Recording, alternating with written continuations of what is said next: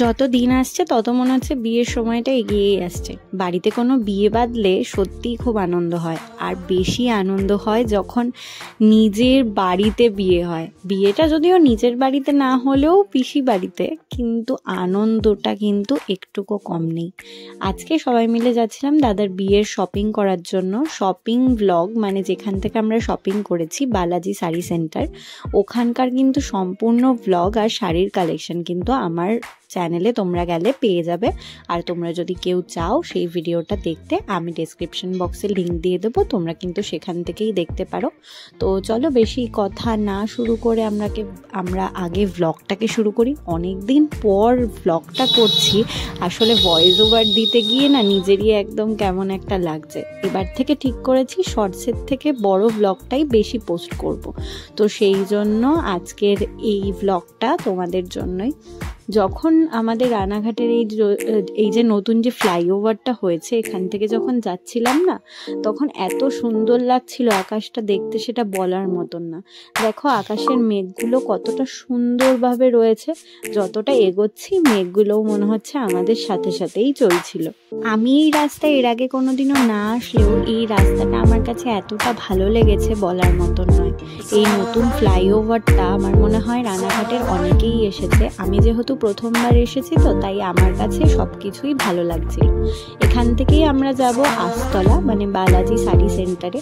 তো একটা বাইকে আমি, দাদা আর বৌমনি ছিলাম, আরেকটা বাইকে ছিল পিসি, দাদা আর পিসির ভাসুরের মেয়ে, মানে আমারও একটা বোন হয়।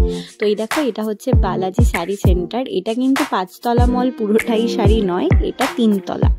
আর এটা কিন্তু খুব ভালো কালেকশন ছিল। তোমরা যে যে চাও আমি ডেসক্রিপশন বক্সে নাম্বার দিয়ে দেবো, তোমরা কিন্তু অবশ্যই যোগাযোগ করে নিতে পারো।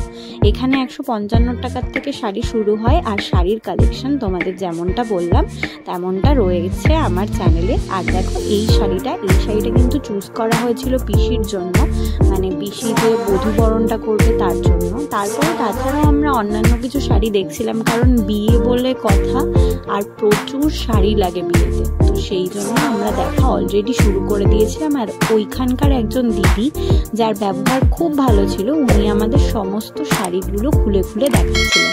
এই শাড়িটা দেখো, এই শাড়িটার প্রাইস তো আমি ভেবেছিলাম 1300 কি 1400 হবে, কিন্তু এই শাড়িটার প্রাইস 850 টাকা। সত্যি আমি ভাবছিলাম যে এত কম প্রাইস, আর তার উপরে তোমরা প্রতিটা শাড়িতেই 20 থেকে 30 কি 15% 10% ডিসকাউন্ট তো পেয়েই যাবে। তাছাড়াও ওদের ওখানে না একটা ঘর আছে, ওটা পিওরের ঘর। ওইখানটায় না শাড়ির দামটা একটুখানি বেশি, যেটা তোমরা আমার ওই ব্লগটায় দেখতে পাবে। এই শাড়িটাও খুব সুন্দর ছিল ওখানকার, আমরা দেখছিলাম। আর আমার যেই মানে ব্লগটা রয়েছে বালাজি শাড়ি সেন্টারের, ওখানে আমি সমস্ত শাড়ির দাম সুন্দর করে বলে দিয়েছি। এখানটায় ওদের সমস্ত শাড়ি খুব সুন্দর করে শোকেস করা ছিল। এই শাড়িটা আমরা প্রথমে চুজ করেছিলাম, কিন্তু এই শাড়িটা নেওয়া হয়েছিল না। কিন্তু তারপরে দেখো এই শাড়িগুলোর প্রাইসটা কিন্তু অনেকটা কম ছিল। আর তারপরেই দাদার পাঞ্জাবি, ওখানটা একটা পাঞ্জাবি দেখে দাদার এত পছন্দ হয়েছে, বলছিল যে ওখানকার থেকেই পাঞ্জাবিটা নেবে, কিন্তু আসলে পাঞ্জাবিটা ওখান থেকে নেওয়া হয়নি। তো তারপরে হচ্ছে দেখো এখানটা একটা ক্রিম কালারের পাঞ্জাবি রয়েছে, এটাও খুব ভালো ছিল। তোমরা যদি এগুলোর প্রাইস জানতে চাও আমার ওই আগের ব্লগটা গিয়ে দেখে আসতে পারো। তাও আমি এই ব্লগেও বলে দিচ্ছি, এইটার প্রাইস ছিল ওই 2600 কি 2700 মতন, প্লাস 20% ডিসকাউন্ট থাকবে তার উপরে। আর এইগুলো আমি জানি না ফোনে কেমন লাগছে, কিন্তু সামনে থেকে খুব সুন্দরই দেখতে লাগছিল। আসলে ওদের না 3তলায় না ছেলেদের খুব বড় একটা কালেকশন রয়েছে। তো সেইখানটায় আমরা গেছিলাম, কারণ ও হচ্ছে একটু ওটা ট্রায়াল দেবে। ও ভাবছিল যে ওটার মধ্যে অন্যান্য কিছু কালেকশন আছে নাকি, তো সেই জন্য আমরা চলে গিয়েছিলাম ওপরে। আর ওপরে দেখো এখানটা মেন সেকশন ছিল, এখানে ছেলেদের টি শার্ট থেকে শুরু করে সমস্ত কিছুই পাওয়া যায়। তো ওখানটা একটুখানি ট্রায়াল দেবে বলে চিন্তা ভাবনা করছিল। অ্যাকচুয়ালি বিয়ের জিনিস নিতে গেলে কিন্তু সবার মাথায় অনেকটা পরিমাণ চিন্তা থাকে, প্লাস হচ্ছে কেমন দেখতে লাগবে, জিনিসটা ভালো মতন আমার মনের মতন হবে নাকি, মেনলি দামের থেকেও না জিনিসটা মনের মতন হবে নাকি। তারপরে যখন মনের মতন হয় তখন দামটা যদি একটু বেশি হয়ে যায় তখনই তো খারাপ লাগে। কিন্তু যাই হোক, সেই সমস্ত বাদ দিয়ে এই ড্রিম লুকটার জন্য কিন্তু সবাই অনেক দিন অনেক মানে বছরের স্বপ্ন দেখে যে এই লুকটা আমার কেমন হবে বা কেমন কি করতে পারবো। তো তেমন শুধু মেয়েদেরই নয়, প্রতিটা ছেলেরও থাকে যে আমাকে ওই দিনকে কতটা সুন্দর লাগবে বা কেমন আমাকে দেখতে লাগবে, আমার আউটফিটটা কেমন হবে। শুধু মেয়েরাই আমার মনে হয় নয়, ছেলেদের মনেও এই সমস্ত চিন্তা ভাবনা থাকে। তো ও ফার্স্টে এই ক্রিম কালারের যেই মানে হাফ কোট দিয়ে পাঞ্জাবি, ওটা ফার্স্টে ট্রায়াল দিয়েছিল, কিন্তু ট্রায়াল দিয়ে দেখার পর ও দেখলো যে ওটা ওর একদম পারফেক্ট হচ্ছে, কিন্তু এই জিনিসটা পারফেক্ট হলে হবে না, ওকে একটুখানি ঢিল ঢিল মানে একটু হালকা রাখতে হবে, কারণ ভেতরে যেহেতু ও পাঞ্জাবি পরবে। তো সেই জন্য আমার মনে হয় একটুখানি বেশি সাইজের নেওয়াটাই ভালো, কারণ ওটা বেশি ভালো লাগে দেখতে। শার্টের ওপরে কুর্তা একটু টাইট পরলেও আমার মনে হয় পাঞ্জাবির সাথে কুর্তাটা একটু ঢিলে ঢিলে হলেই ভালো হয়। তো ওখানকার যিনি ছিলেন উনি খুব সুন্দর করে এটা বোঝাচ্ছিলেন যে দেখো এটার ফিটিংসটা খুবই ভালো রয়েছে, পেছন থেকে দেখো কোনো রকমের কোনো কিছু মানে স্ট্রাইপ পড়ছে না বা এরকম কিছু কুচকে যাচ্ছে না, তার মানেই হচ্ছে ওর এটা একদম পারফেক্ট সাইজ।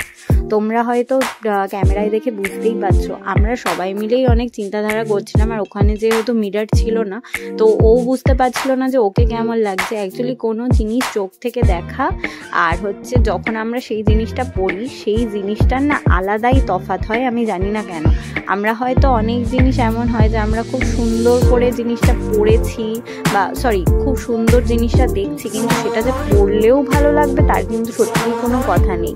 আমি যে এমনভাবে যে আমার কত ড্রেস কেনা আর কত ড্রেস যে পরা হয়নি সে আর বলার মতো না। তারপরে দেখো এই ব্ল্যাক কালারের এটা দেখলো, ব্ল্যাক কালারেরটাও ভালো লাগছিল, কিন্তু এই ব্ল্যাক কালারেরটা যখন ও ট্রায়াল দিল তখন ওর সাইজের থেকে অনেকটাই বেশি বড় হচ্ছিল। তো সেই জন্য ও ভাবছিল যে না এটাও নয়। অ্যাকচুয়ালি ওই সেই পছন্দের জিনিসটা না তখনও পর্যন্তও পাওয়া যাচ্ছিল না, কিন্তু অনেকটা ঘাটাঘাটি অনেকটা দেখা ঠেকার পর শেষ পর্যন্ত আমাদের একটা পছন্দ হয়েছিল। কিন্তু তোমরা এই ব্ল্যাক কালার এটা জানিও যে কেমন লাগছে। এটারও প্রাইস ওই 2600-2700 মতনই ছিল, প্লাস 20% ডিসকাউন্ট ছিল এটার ওপরে। তো তারপরে দেখো এই ওয়াইন কালারের একটা তোমরা দেখতে পারবে এরপরে। এই ওয়াইন কালারের এটা খুব সুন্দর দেখতে লাগছিল, আর ওর তো এক দেখায় পছন্দ, মানে আমার দাদার পিসির ছেলে। তো ও ভাবছিল যে এবার হচ্ছে তাড়াতাড়ি করে এটাকে ট্রায়াল দেবো, কিন্তু ওখানে যেহেতু কোনো ট্রায়াল রুম ছিল না, তো ওরা বললো একটা ঘর ফাঁকা আছে, আপনি ওই ঘরটায় ট্রায়াল দিয়ে দিতে পারেন। তো ও ফার্স্টে এই ওপরের জ্যাকেটটা পরেছিল, যে এটাও যদি ঢিলা হয় তাহলেও পুরোটা ট্রায়াল দেবে না। তো এই জ্যাকেটটা পরার পর ওকে বেশ ভালো লাগছিল, ভাবছিল যে না এটা ঠিক আছে, এটা ভালোই লাগছে।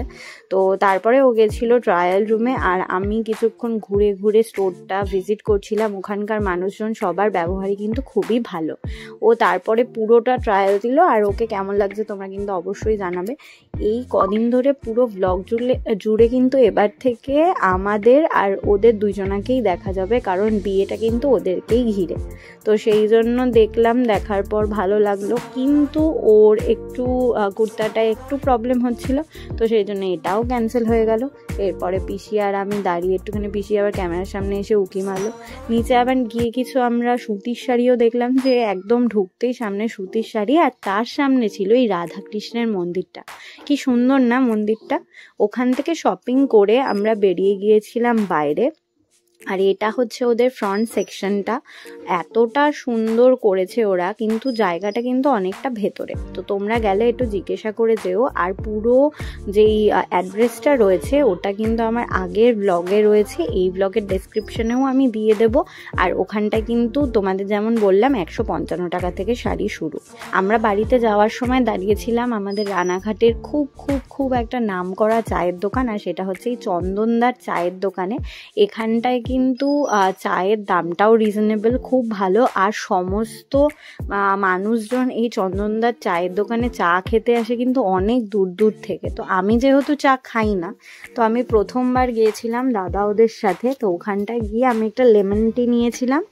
তো লেমন টি নেওয়ার পর ওখান থেকে সবাই মিলে চা ঠা খেয়েছিলাম। আমি আর দাদা তো অনেকটা আড্ডা মেরে কিছুক্ষণ চা খেয়ে গল্প করে আবার আমরা গাড়িতে উঠে পড়েছিলাম বেরিয়ে যাওয়ার জন্য।